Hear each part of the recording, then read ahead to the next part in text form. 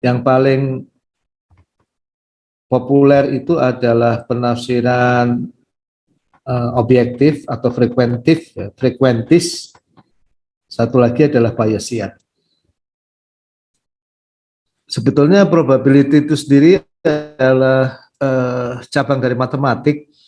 Semua probability, statistik, random variable, dan lain-lain itu bermula atau dasarnya adalah aksioma yang disebut aksioma Kolmogorov, yang terdiri dari 3 aksioma, ya, bahwa probability itu lebih besar sama dengan 0, probability suatu kejadian yang pasti itu adalah 1, ini identik atau sama dengan probability sample space, ya, atau seluruh kejadian dalam ruang probabilitas atau semesta probabilitas yang biasa disebut dengan sample space.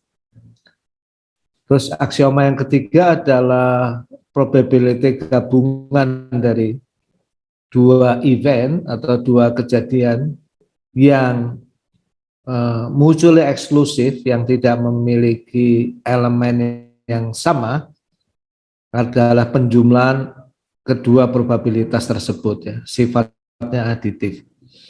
3 aksioma ini sering disebut aksioma Kolmogorov, ya. Nah, kemudian apa sebetulnya makna probabilitas? Itu ada beberapa interpretasi, ya. Jadi kalau ditanya probabilitas itu sebetulnya apa, nggak ada yang bisa jawab. Tapi ada beberapa interpretasi, ya. Secara matematis probabilitas, ya, fungsi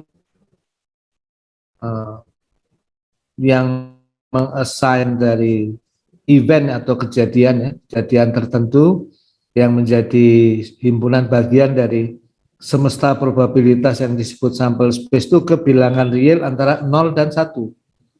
Tapi apa makna probabilitas itu sebetulnya? Yang ada adalah interpretasi, tidak ada nggak seperti kalau kita bicara handphone, itu jelas barangnya handphone, ya. Nah, ada 2 interpretasi utama probabilitas, ya. Interpretasi klasik itu adalah favorable outcomes interpretation, ya, yang biasanya ini kita bayangkan bahwa eksperimen N itu diulang cukup sering. Dari N eksperimen itu berapa kemunculan kejadian A, I di sini, ya. Maka probability kejadian A itu diinterpretasikan sebagai proporsi dari N besar itu berapa proporsinya, berapa percentage kejadian AI itu. Itu adalah interpretasi klasik. Ini kadang-kadang disebut interpretasi frekuensi dari probabilitas. Orang yang menggunakan interpretasi ini biasanya disebut frekuentis. Interpretasi probability yang lebih modern adalah subjective interpretation, bahwa probability itu adalah derajat keyakinan atau derajat kepercayaan bahwa kejadian AI itu benar atau kejadian AI itu betul-betul terjadi. Nah, ini adalah subjective interpretation, kadang-kadang disebut bias interpretation. Yang lebih modern lagi adalah interpretasi konsensus, ya. Karena kalau subjektif, setiap orang subjektif masing-masing, jadi nggak ketemu ya. Mendefinisikan probabilitas itu subjektif, masing-masing dari peneliti bisa mendefinisikan sendiri. Maka dari berbagai subjektivitas itu diambil konsensus. Nah, jadi penjelasan ini tuh sangat penting ya. Kenapa? Supaya kita semua sadar bahwa semua teori yang dikembangkan atas dasar probability and statistik, stochastic process, dan lain-lain, di fondasi paling dasarnya itu ada isu yang sangat fundamental yang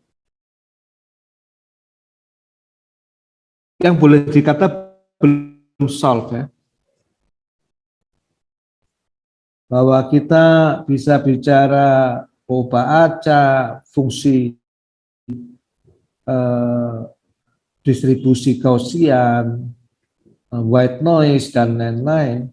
Tapi makna yang paling dasarnya yang menghubungkan ekspresi-ekspresi matematis tersebut ke realitas itu multi interpretasi. Bisa diinterpretasikan dengan berbagai cara.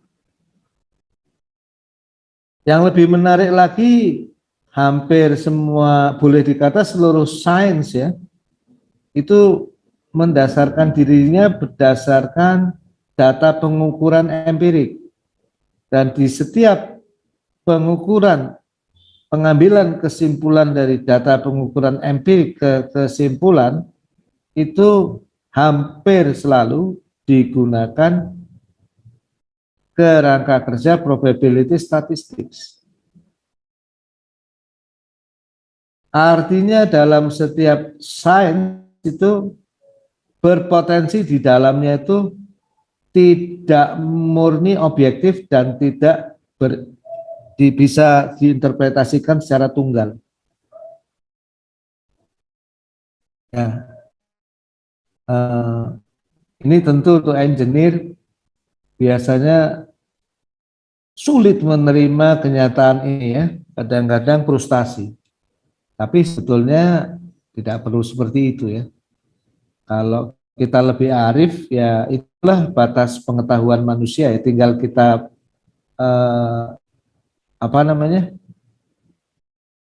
manage kenyataan itu dengan bijaksana, dengan arif ya. Toh kenyataannya nanti di setiap penerapan sains dan teknologi itu tidak pernah kita lepas dari konsensus, kesepakatan. Jadi ini adalah hal yang sangat dasar ya. Nanti di Kalman-Filbert sama ya, Anda kan pasti akan mengukur ya, ngambil data mengukur. Nah, kalau di filsafat klasik pengukuran seperti yang tadi saya jelasin, orang tuh bisa mengukur seteliti mungkin tergantung alat ukurnya. Tapi di filosofi of science yang modern ya, filosofi of science and engineering, saintis maupun engineer itu sadar bahwa ternyata tidak pernah kita bisa mengukur yang murni objektif karena pasti kita set up, pasti ada sudut pandang peneliti ya, pasti ada sumber-sumber error alamiah yang tidak pernah bisa kita nolkan seperti mekanika kuantum dan lain-lain.